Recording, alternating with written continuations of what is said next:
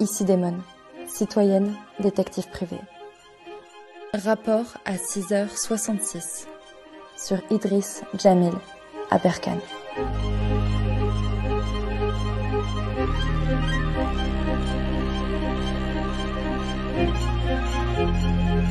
Bonjour à tous et bienvenue dans cette nouvelle vidéo dans laquelle on va mener l'enquête de l'enquête, ou tout simplement la contre-enquête, c'est comme ça que cela s'appelle. On va mener l'enquête de la vidéo enquête financière sur les entreprises d'Idriss Aberkane, une vidéo qui a été publiée par une détective privée, ou du moins une personne qui se prétend détective privée, il y a 3 semaines, qui a fait près de 200 000 vues, vidéo à laquelle Idriss Aberkane n'a jamais répondu. Vidéo qui a fait beaucoup le buzz, qui a été repris par de nombreux youtubeurs sur les recherches qui ont été menées par cette personne, et on va s'intéresser aux méthodes de l'enquête et savoir s'il n'y avait pas un biais cognitif. Oui ou non, c'est ce que nous allons voir. Avant de commencer, certains nous l'ont demandé notamment de traiter du sujet de l'inflation et surtout comment lutter contre cette inflation. Donc, raison de plus de faire une vidéo sur Idriss Aberkane, petit clin d'œil, on a décidé de lancer les inscriptions, lutter contre l'hyperinflation hyper facilement et sans être hyper docteur, c'est important. Tu trouveras le lien pour te préinscrire dans la bio sous la vidéo et dans les commentaires sous la vidéo. Il suffit de mettre ton prénom, ton mail et tu recevras toutes les informations en avant-première. Donc, avant de rentrer plus dans le détail, il faut savoir qu'il y a plusieurs semaines, on avait fait une vidéo sur l'erreur de communication d'Idriss Aberkane. En effet, on avait pris l'exemple de son clash avec la tronche en biais dans les différentes vidéos de clash qu'ils avaient fait les uns et les autres, et les différentes possibilités qu'aurait pu utiliser Idriss Aberkane pour pas se louper majestueusement dans sa communication et tomber dans une bêtise qui se retourne contre lui. Après la publication de cette vidéo, il faut savoir que, et ça n'a aucun lien direct, il y a eu cette fameuse enquête d'une détective privée dénommée Wild Eye Demon, qui a sorti une vidéo sur les entreprises d'Idriss Aberkane en rentrant beaucoup plus dans le détail, en conduisant un travail de recherche et de rassemblement qui est assez important, il faut le souligner, et de nombreuses recherches. L'ensemble de ces recherches peut être trouvé sous sa vidéo. Elle a fait un Google Doc qui permet de retrouver l'ensemble des éléments qu'elle a évoqués dans cette vidéo.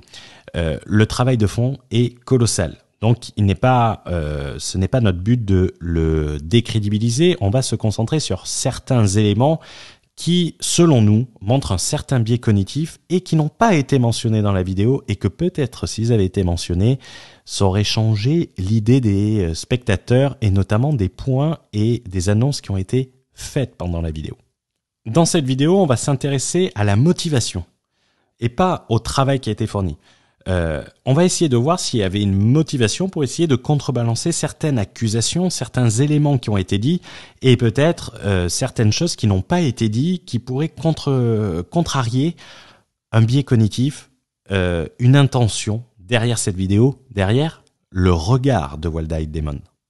Nous allons donc nous concentrer et contextualiser la volonté de l'auteur de la vidéo. Celle qui se présente comme une citoyenne dont le métier est détective privé. C'est un titre, elle le dit, elle prétend, cependant, il n'y a pas d'éléments pour dire si c'est vraiment le cas ou pas, c'est une profession qui est soumise à autorisation. Elle se prétend détective privé jusqu'à la preuve du contraire. On partira du principe qu'elle est détective privé et notre but n'est pas de la décrédibiliser sur ce point. Dans tous les cas, je t'ai mis le lien de la vidéo dans la description si tu ne l'as pas encore vue, donc n'hésite pas à la regarder. Il sera peut-être préférable si tu ne l'as pas vue de regarder cette vidéo, de regarder l'enquête avant de regarder cette vidéo puisque nous allons commencer par la fin et te faire ton propre avis pour être le plus neutre possible et pouvoir te faire ton propre opinion. Donc, tu l'auras compris, on ne va pas parler du fond, on va pas parler du contenu et du travail important qui a été fait par cette youtubeuse. On va se concentrer sur son intention. On va essayer de passer derrière son regard et essayer de comprendre si une motivation autre que citoyenne, puisqu'elle se prétend citoyenne et détective privé, se cache derrière cette vidéo. Car quoi qu'on dise, le biais cognitif, il est excessivement important d'en avoir conscience, de connaître la motivation de l'auteur d'une vidéo. Lorsque j'ai fait la vidéo sur Idriss Aberkane et la tronche en biais, j'ai donné mon avis tel que je le pensais des deux personnes pour que ça soit le plus transparent possible. Si je te dis que le programme de Marine Le Pen est complètement débile et que je suis un soutien de Macron ou vice-versa, ça marche dans les deux sens, je vous rassure, j'ai forcément un biais cognitif. Si j'assume de voter pour un candidat et que dire que sa proposition, sa performance a été merdique, j'aurai plus de crédibilité. Et pour cela, pour trouver cette crédibilité, pour trouver ce biais cognitif, nous allons commencer par la fin de la vidéo de cette détective privée, avec un premier extrait que nous allons commenter ensuite. Bien sûr, j'ai moi-même remis mes investigations au service des impôts français, qui ont immédiatement enclenché les vérifications judiciaires nécessaires et qui vont à présent manifester une grande méfiance face aux entreprises françaises récentes d'Idrissa Berkane. Je vais signaler la société Berkane pour se mettre une brigade locale, gardera les déclarations, etc. Mieux vaut pour lui qu'elle se tienne à carreau. Alors, pour commencer avec ça, et je vais commencer avec un point de vue personnel pour éviter toute mauvaise interprétation, je trouve que ce type d'acte, que ça soit la délation, la dénonciation, ça rappelle un peu les heures glorieuses de l'occupation allemande des années 40. Sur Internet, j'ai de nombreux concurrents, par exemple, qui font abstraction et qui pensent que la TVA est facultative. Ça veut dire qu'ils peuvent vendre au même prix et gagner 20% de plus que moi. Ils peuvent allouer ce budget alors à la publicité par exemple, et ça entraîne une concurrence déloyale. Est-ce que j'ai fait la moindre dénonciation? Est-ce que je me suis converti en délateur? Personnellement, jamais je n'accepterai de me résoudre à ce type de pratique. Il faut savoir pouvoir se regarder dans un miroir et se dire que le temps fait bien les choses et que quand on fait trop le cador sur Internet, on prend rapidement un retour de manivelle. Et qui mieux que moi peut en parler? Ma première vidéo sur YouTube, c'est une anecdote, elle date de 2013. Ça m'a valu 6 heures de garde à vue pour mise en danger de la vie d'autrui, car on avait fait une vidéo avec des potes quand on était un peu plus jeune et un peu plus inconscient de voiture. Alors moi, personnellement, je la trouve toujours très stylée et elle me fait toujours rigoler. Où on prenait des virages en dérapage, où on tirait des freins à main, des trucs de débiles, de gamins de moins de 25 ans. Mais cette débilité, ça me fait sourire. Mais il faut pas penser que personne regarde sur Internet et au final ça s'est bien soldé. Ça s'est soldé par une amende de conduite téméraire. On était dans un pays espagnol, mais rien de plus. Il faut faire confiance au système en quelque sorte. Quand des personnes disent trop de choses, montrent trop de choses sur Internet, il faut pas penser que ça tombe pas dans l'oreille de quelqu'un qui s'y connaît. Et donc, c'est surtout le métier. Quand je vois ça et que je vois la publication qui en est faite sur Internet sous le prétexte de la justice, et on va le voir ensuite, ça me rappelle un excellent film, un très beau film de Gérard Jugnot qui s'appelait Monsieur Batignolles. Il est là, papa? Papa. Vous faites quoi chez moi? Justement, c'est plus chez toi ici. C'est l'autre. Il y en a un autre là-haut. Quand on vous a emmené, les SS sont venus, ils ont tout saisi. Et pourquoi? Sors-toi, Simon! Je sais pas, c'est pas moi qui fais les lois. Je peux pas rester là.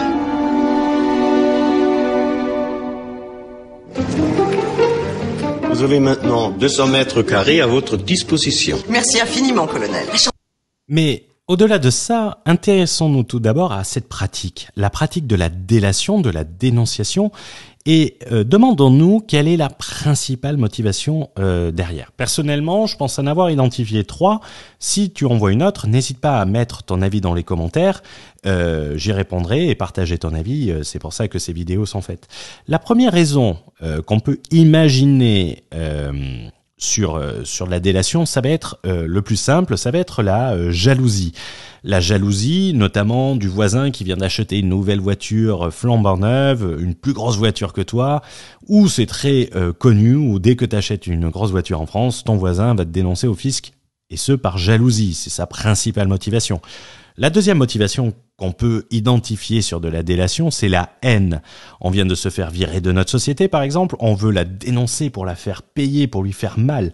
On vient de se faire virer par quelqu'un, on va le dénoncer. Dans la dans la majorité des cas sur les dénonciations, et si on prend le cas de l'affaire Cahuzac du ministre du budget français sous François Hollande qui s'était fait rattraper pour son compte bancaire en Suisse, la principale personne qui l'avait balancé, c'était son ex-femme. Par haine, par ce divorce, c'est la haine. Et le troisième élément que je peux voir, c'est l'avidité. L'avidité, on va dénoncer par exemple son concurrent pour prendre ses parts de marché. On dénonçait les Juifs en 1941, soit par haine, soit par avidité, puisque quelquefois vous pouviez recevoir une prime, ou comme dans l'exemple du film, ils récupèrent l'appartement. Avidité, haine. La dénonciation, la délation, elle peut pas être motivée par des éléments automatiquement de justice. On ne va pas perdre du temps pour se transformer en justicier. Il faut que cela nous rapporte un intérêt. En Corée du Sud, quoi qu'on dise, le métier de délateur, de dénonciateur est un métier à part entière. Et il faut savoir que pendant la pandémie, notamment dans une ville Daejeon, alors ça s'écrit D-A-E-J-O-N, je ne sais pas si je prononce bien, Daejeon, il fallait savoir que la ville avait mis un championnat des meilleurs délateurs, des personnes qui enfreignaient les règles sanitaires. Et il y avait un prix pour le gagnant qui était 1 million de won. Alors, c'est pas une énorme somme, ça paraît énorme dit comme ça, mais la monnaie, le won de Corée n'est pas une monnaie élevée. C'est pas 1 million d'euros, je vous rassure de suite. Ça doit être plus proche de 1000 euros, 100 euros. Je connais pas le taux de change, il faudrait le vérifier. Mais en réalité, au-delà de ça, en comprenant la finalité, on peut comprendre le biais cognitif de la personne. Comme en bourse, par exemple. Si vous avez un biais cognitif animé par la haine, ben, tout ce que vous allez dire, c'est pour salir une personne. Si c'est motivé par l'avidité, c'est qu'il y a un intérêt personnel, et donc vous allez avoir ce biais qui va vous faire voir tous les éléments de la manière avec laquelle vous voulez vous-même le voir. En bourse, par exemple, lorsque vous êtes sur une position short, c'est-à-dire que vous pariez sur la baisse, vous analysez, vous comprenez, vous retranscrivez l'information uniquement dans votre sens en essayant de dire les marchés vont plonger. Et vous allez faire abstraction volontairement des informations contradictoires et vous n'allez pas vouloir en prendre compte. Donc quelqu'un qui vous donne un avis en bourse, il faut connaître son biais cognitif. A-t-il un biais à la hausse ou un biais à la baisse? C'est très important. Dans un cas de biais cognitif de fraude fiscale, avec un intérêt derrière, que ça soit la haine, l'avidité ou la jalousie, toute l'information que vous allez donner, que vous allez analyser et que vous allez ressortir va être modelée en ce sens, expliquée en ce sens. Et des choses anodines qui peuvent être justifiées par des éléments excessivement simples vont devenir des soi-disant éléments de preuve. Et lorsque vous espérez prouver une fraude fiscale pour recevoir une rémunération, par exemple, tout est suspect et tout va dans votre sens. C'est excessivement important de le mentionner. Pour commencer, on va se concentrer sur le mail qui a été envoyé par la détective privée aux services fiscaux. Ce mail dont elle met la capture d'écran, c'est à la fin de la vidéo. Et on va s'arrêter sur un point précis qui est présent dans ce mail et qui, selon moi, peut révéler d'une intention, et notamment sur la pratique qui est faite.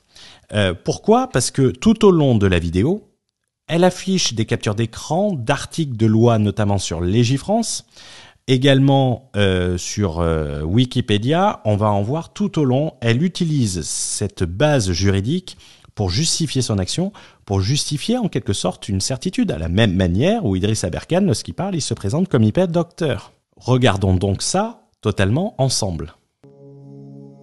Rappel de la mission, défendre par l'investigation. Première démonstration aujourd'hui avec cette cible soft. Cadre légal, L621-1 du Code de la sécurité intérieure qui permet aux détectives de mentir dans l'intérêt de la vérité, ce qui est assez ironique, des mensonges pour des vérités. J'ai appelé les deux anciens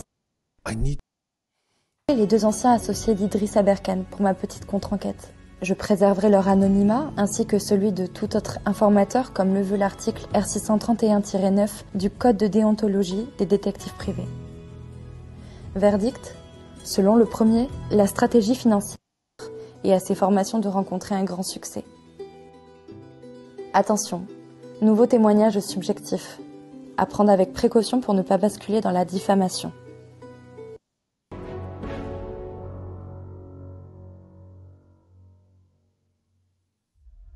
Monsieur Idriss Aberkan est suspecté de faire de la fraude à la TVA, de la fraude fiscale, du faux et usage de faux, de l'abus de biens sociaux et en définitive d'enfreindre tous les articles de loi affichés à l'écran.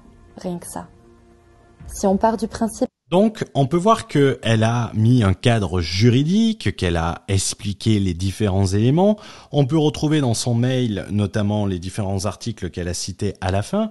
La seule chose sur lequel on reste un peu sur sa fin, c'est ce fameux article 10 du livre des procédures fiscales, où à aucun moment elle montre le contenu de cet article. Un simple oubli sans doute qu'il est nécessaire cependant de corriger immédiatement et qui va peut-être donner un peu plus d'informations sur l'intention. Essayons donc de trouver ce 10-0C du livre des procédures fiscales. Alors on est sur le livre des procédures fiscales, on va y aller franchement. Article 1, on s'en branle. Article 2, on s'en branle. Article 3, on s'en branle. 4, on s'en branle. Article 10. Donc le 10... ce n'est pas ça, 10, c'est pas ça, 10, 0, AA, c'est pas ça, 10, AB, ce n'est pas ça, 10, AC, on y reviendra peut-être, 10A non plus, 10B non plus, 10BA, et on passe à l'article 11. Donc déjà, on se rend compte que le texte mentionné, le 10-0C, du livre de procédure fiscale, on a du mal à le trouver. Selon moi, celui qui se rapproche le plus, c'est celui-là, sauf qu'il y a un A. C'est le seul qui peut se rapprocher. Et lorsqu'on va se concentrer un peu plus, on va le lire ensemble. Le gouvernement peut autoriser à l'administration fiscale à indemniser toute personne étrangère aux administrations publiques, c'est-à-dire toute personne qui n'est pas fonctionnaire, dès lors que cette personne lui a fourni des renseignements ayant amené à la découverte d'un manquement aux règles fixées 4B, 2 bis, 39, 57, ça c'est les articles taxes du chapitre 1 et 2, et les autres articles. À titre expérimental, jusqu'au 31 décembre 2013, on a le droit. Le gouvernement peut également autoriser l'administration fiscale à indemniser toute personne étrangère, également des détectives privés, citoyennes, dès lors que cette personne lui a fourni des renseignements ayant amené à la découverte de tout autre agissement, manquement ou manœuvre susceptible d'être sanctionné.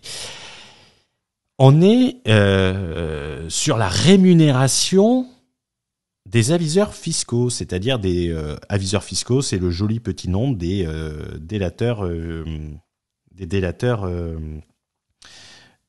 fiscaux. Donc, quand la dénonciation est faite, elle est faite dans le cadre des aviseurs fiscaux pour avoir une prime. Donc, elle espère avoir une indemnisation par rapport à cette découverte. C'est assez intéressant, c'est assez intéressant, et il faut le dire dès maintenant, car automatiquement, tout ce qui va ressortir, son biais est automatiquement dans ce sens. Donc, lorsque vous espérez avoir une prime, vous espérez que tout soit fraudé, qu'il y ait une fraude, et vous n'allez pas chercher d'autres éléments pouvant le justifier que ça. Tout va être fait dans ce biais cognitif.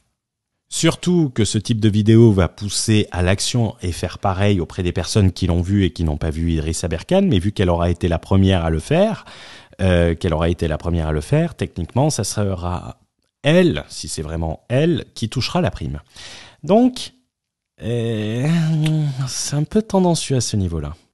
Détective privée citoyenne, elle aurait dû rajouter, mais pas totalement désintéressée. Hein. Donc, qu'on soit clair, une fois qu'on a ça, on va prendre d'autres exemples de la vidéo et on va les regarder au prisme de ce biais cognitif et essayer d'expliquer et de comprendre. Quand on creuse davantage avec des outils, en ligne sur les entreprises comme Papers, on découvre tout un tas d'autres étrangetés que je vais énumérer brièvement.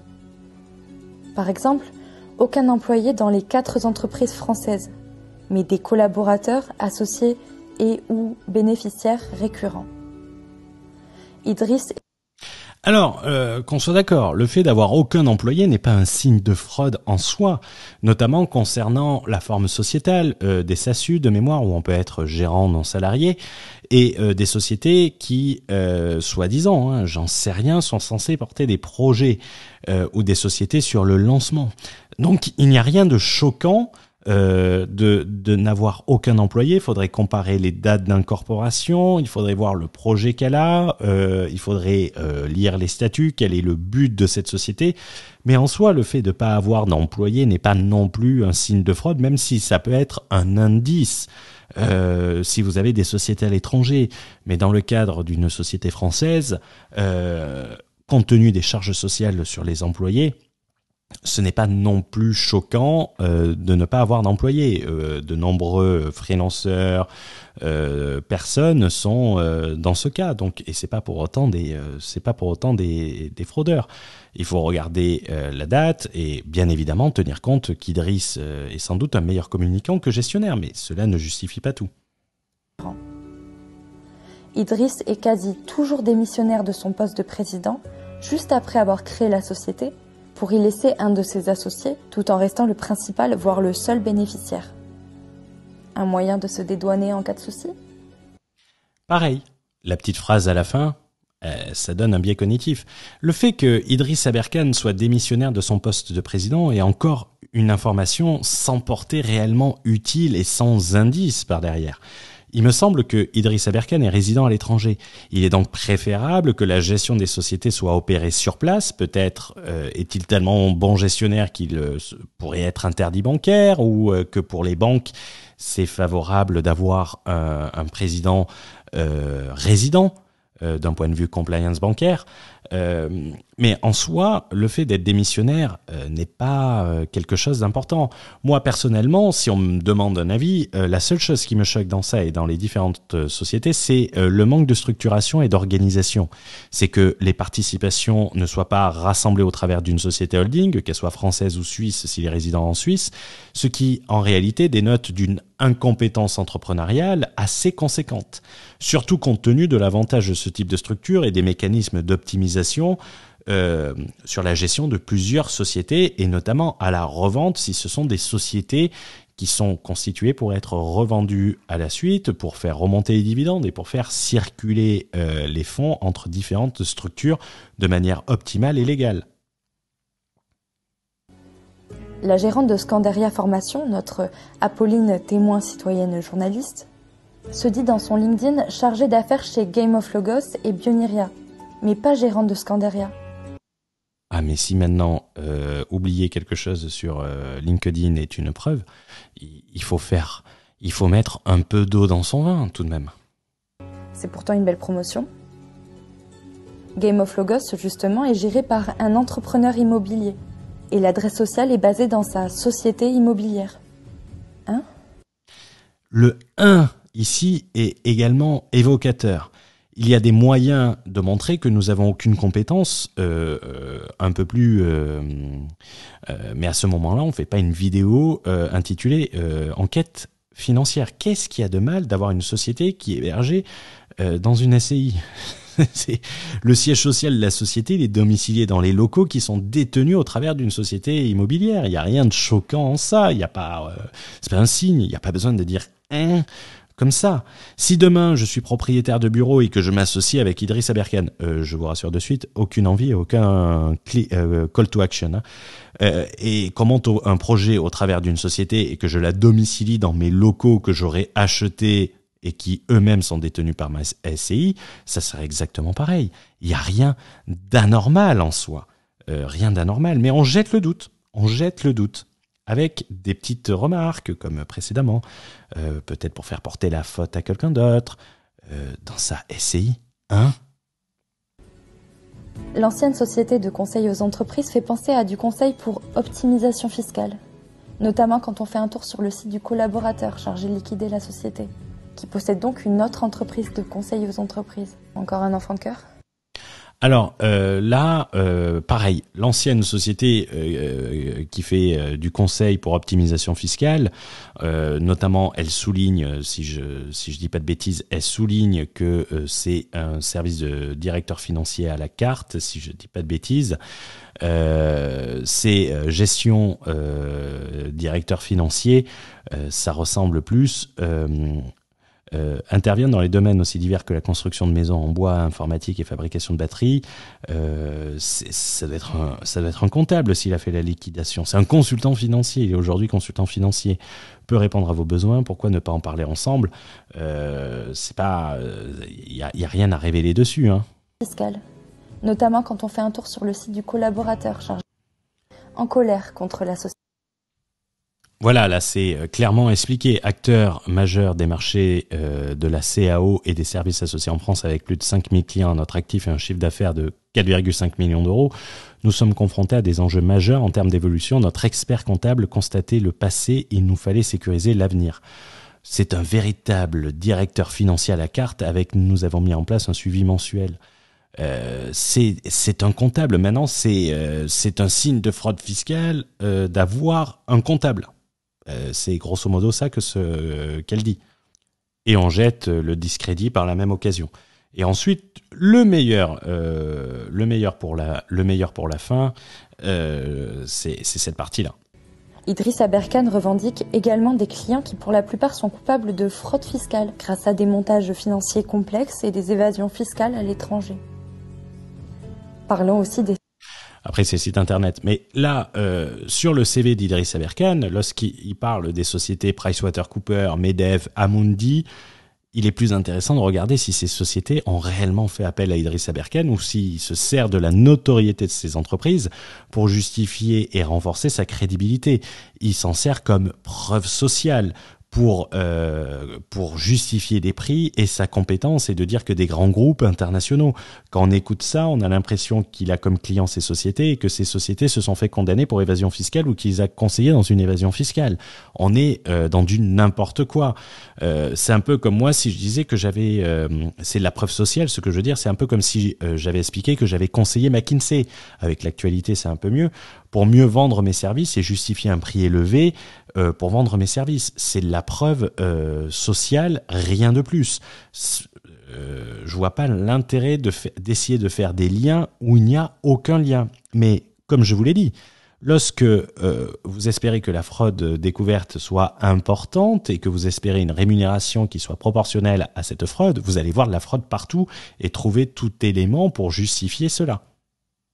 Donc on revient sur une petite preuve juridique pour appuyer le discours. Dans un rapport d'enquête peut même faire office de preuve. Mais sur Internet, en tant que citoyenne, c'est différent. Les indices doivent être beaucoup plus conséquents. Il me faut donc encore creuser. Idriss Aberkane a créé son entreprise General Bionics en Suisse mi-2018. Et devinez quoi? C'était quelques mois à peine avant la levée du secret bancaire en Suisse, septembre 2018. Le secret bancaire, c'est l'interdiction qu'avaient les banques suisses de livrer des informations sur leurs clients, même à leur pays d'origine. Mauvais timing du coup, je le plains. On peut... Là encore, on parle de la création de la société en Suisse en 2018. Il me semble, et je dis bien il me semble, je peux me tromper, qu'Idriss Aberkane est expatrié en Suisse. Et que pour pouvoir avoir un permis de résidence en Suisse, le fameux permis B, il va falloir justifier d'éléments en Suisse. Donc généralement, on passe par la création d'une société. Donc s'il crée une société dans le cadre de son expatriation, c'est normal. Mais de ça, on en fait un lien avec la fin du secret bancaire pour motiver le départ en Suisse, en sachant que le secret bancaire en Suisse n'existe réellement plus depuis 2008. On peut plus l'opposer à une administration étrangère. Ce qui s'est passé en 2018, c'est l'échange automatique d'informations. Avant, la France devait demander pour avoir l'information et maintenant, la France la reçoit automatiquement.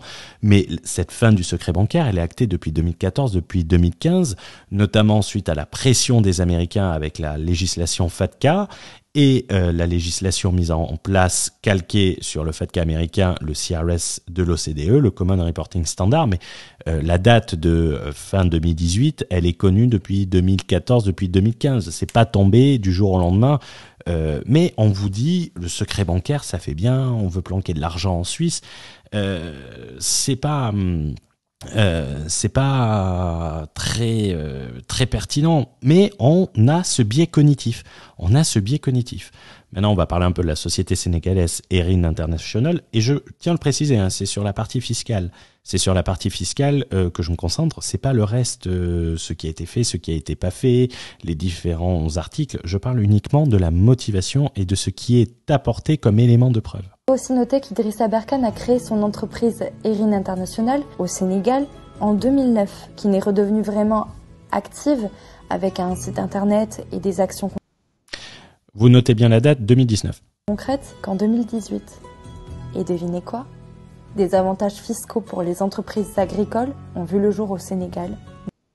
Alors, la société sénégalaise, on parle de 2018, une loi avec des exemptions fiscales, TVA, crédit d'impôt, exemption de droits de douane. Je ne sais pas ce que fait la société sénégalaise, mais de mémoire, il me semble que c'est du microcrédit. Le microcrédit n'est pas soumis aux droits de douane, puisque on n'importe pas du microcrédit, c'est les marchandises. Le microcrédit, c'est du service financier, il n'y a pas de TVA sur les services financiers. Des crédits d'impôt de 40% pour l'investissement admissible et déduction dans les 5 ans. Un statut de société d'exportation gratuite pour les entreprises. C'est pour favoriser une activité sur place. Mais bon, il y a peut-être une autre raison, il faut la nuancer. On cherche tout le temps la raison fiscale pour prétendre une énorme fraude fiscale. Début 2018. Et on arrive...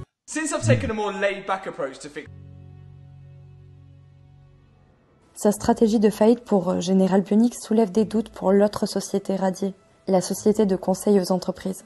Les bilans comptables de cette dernière laissent envisager une fraude à la TVA. Alors, une fraude à la TVA. Alors, on le rappelle précédemment, cette société Berkane Sassu a été liquidée en 2018 et également, il est précisé qu'il a créé sa société en Suisse en 2018. Peut-être une expatriation en Suisse et donc il a fermé sa société française. Je n'en sais rien, j'essaie de chercher d'autres raisons. Mais ça coïncide avec l'expatriation et la création de l'autre société. Mais de la fraude à la TVA, comment on peut voir de la fraude à la TVA en regardant des bilans? La fraude à la TVA, c'est un impôt qui est collecté sur le chiffre d'affaires.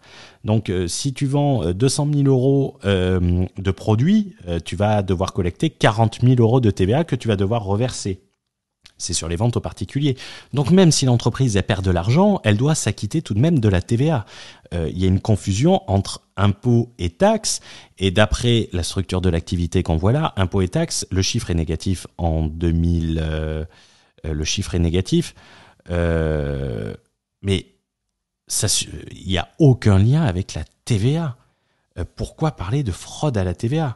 Je comprends personnellement, je ne comprends pas. L'entreprise ne cessait de dépenser des sommes d'argent énormes, sans gagner grand-chose. Dans le jargon, on parle de modus operandi. Alors, c'est bien d'utiliser des mots en latin, mais quand tu as une société qui dépense beaucoup d'argent et qui en rentre peu, c'est l'impôt sur les bénéfices. C'est l'impôt sur les bénéfices, c'est pas la TVA. La TVA n'a pas de lien. La TVA n'est pas... il faut parler d'impôt sur les sociétés qui est calculé entre la différence entre ce qui rentre, le produit, le chiffre d'affaires et les dépenses, les charges. Et si vous dépensez beaucoup, ton bénéfice il va être nul. Et donc c'est l'impôt sur les sociétés qui est évité et ou fraudé. Après c'est impossible, strictement impossible de le préciser à la simple vue du bilan comptable. On rappelle, c'est pas parce qu'un bilan comptable est négatif que la déclaration d'impôt ne l'est pas. Il y a une différence entre résultat fiscal et résultat comptable. Il est strictement impossible de parler de fraude à la TVA à la seule vue des bilans comptables. C'est une erreur grossière. Mais par contre, on se dit, tiens, il faut en rajouter le biais. Rappelez-vous le biais.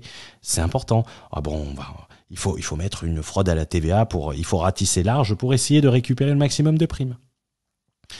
De plus, le fait de le dire de cette manière, qu'on soit très clair, il n'y a aucune retenue dans les propos. Il n'y a, c'est fait à charge, c'est pas fait de bonne foi selon moi. Ce n'est pas fait de bonne foi. Idriss Aberkan, il peut largement porter plainte pour diffamation. Et ce, très aisément. Parce qu'il n'y a aucun élément qui peut laisser croire qu'il y a une fraude à la TVA. Et de parler de modus operandi, c'est-à-dire de régularité que c'est quand on le fait, c'est excessivement léger et il y a un énorme biais sur cette enquête. Quoi qu'on dise, il y a un énorme biais. Mode opératoire. Ce qui pose d'autant plus question, c'est qu'il est encore coach en optimisation et investissement auprès de ses abonnés. Preuve qu'il maîtrise ou s'intéresse au moins au sujet. Conclusion, ce montage complexe et incohérent de nombreuses entreprises, souvent identiques, provoquant des amalgames dans la bouche d'Idriss Aberkan lui-même, fait sérieusement penser à des sociétés écrans. Le terme de société écran, même si ça fait très bien à l'heure des Panama Papers et tout, c'est comme son nom l'indique, c'est pour faire écran entre le propriétaire d'un bien et le bien. C'est pour cacher l'identité de la personne. On met une société écran au Panama pour cacher le bénéficiaire d'un yacht de luxe, car c'est la société qui est propriétaire et qu'on ne peut pas savoir qui est le propriétaire de la société, et donc on ne peut pas remonter jusqu'à l'oligarque russe. C'est d'actualité également avec le conflit en Ukraine. L'écran ici n'est pas très full HD, quoi qu'on dise, car il ne cache pas du tout Idriss Aberkan et que toutes les informations, elles ont été retrouvées. Ça laisse un peu songeur. Et on utilise des termes qui font référence à la fraude fiscale internationale, société écran, fraude TVA avec notamment la fraude carbone. Mais il n'y a aucun élément. Tout est fait à charge, sans retenue, sans essayer de chercher des justificatifs autres. Non, on va dire que c'est la fraude fiscale. Ah, si le site il est revenu en 2019, on va dire qu'il est revenu en 2018. Ah, c'est parce qu'il y a la TVA. Peut-être qu'il y avait des opportunités d'affaires, peut-être qu'il y avait d'autres. À aucun moment... c'est fait à charge et non à décharge. Sur cette chaîne, je vous prends avec moi dans cette invocation de la connaissance. Bon, niveau connaissance fiscale, il faudra monter un peu en niveau. En guise de conclusion, ces lacunes et ce biais qui n'a pas été cité, c'est d'espérer de récupérer une indemnité en dénonçant quelqu'un. Alors déjà, le fait de dénoncer quelqu'un qui nous a rien fait directement, qu'on soit d'accord, même si on n'aime pas son contenu, c'est pas pour autant qu'on va le dénoncer. C'est déjà d'un point de vue mentalité très moyen, mais au-delà de ça, ça jette le doute sur tout ce qui est dit, puisque tout est fait à charge uniquement. Tout est fait à charge et à aucun moment on essaie de trouver une justification complémentaire. Il crée une société en Suisse en 2018. Ah putain, c'est la fin du secret bancaire. Ou tout simplement, il s'est peut-être expatrié en Suisse. J'en sais rien, mais il me semble qu'il est expatrié en Suisse. Si vous le savez, n'hésitez pas à le mettre dans les commentaires. Et quoi qu'on dise, lorsqu'on fait une enquête aussi poussée, et le travail qui a été fait, le travail de montage vidéo qui est largement supérieur au mien, il faut la féliciter pour ça, pour une première vidéo, le travail est exceptionnel, de montage, le travail de recherche, de fluidité, de diction est strictement parfait, vraiment, j'ai pas honte de le dire, mais par contre, moi je suis désolé, quand je vois ça, ça jette un doute sur tout le reste, en me disant, mais est-ce que elle est allée jusqu'au bout? Est-ce que il n'y a pas d'autres raisons? Et est-ce que c'est pas uniquement à charge? C'est dommage parce que, comme je le disais, cela jette sur un discrédit, sur un travail de fond qui a dû être énorme, qui a été documenté et qui a été fait de manière sérieuse. Mais lorsqu'on le prend sous le prisme de la motivation et lorsqu'on prend en compte le biais cognitif, ce biais cognitif de... Comme on l'a dit, ce biais cognitif de la dénonciation qui rapporte de l'argent, bien évidemment, tout va être à charge. Tout va être à charge. Citoyenne, détective privé, sacrément intéressée.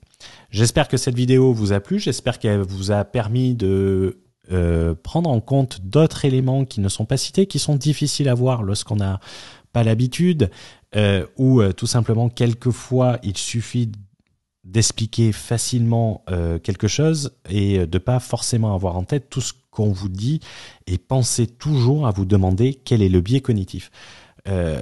Mon biais cognitif dans cette vidéo est de faire une vidéo pour faire croître ma chaîne, pour la faire connaître avec un sujet qui n'a pas été évoqué, qui peut être partagé. C'est mon but, c'est un but business, c'est un but recherché. Il n'y a pas de haine, il n'y a pas d'animosité. C'est tout simplement une question d'opportunisme et je n'ai pas honte de le reconnaître. YouTube, ça prend du temps, ça prend de l'énergie. Mais c'est important de remettre les points sur le i et les barreauter. Je vous souhaite une bonne journée, je vous souhaite une bonne soirée. N'oubliez pas de vous abonner, n'oubliez pas de mettre un like, un commentaire si vous avez des questions, des interrogations ou un point de vue différent. C'est le but de YouTube, c'est le partage. Et on se retrouve dans une prochaine vidéo. Ciao, ciao!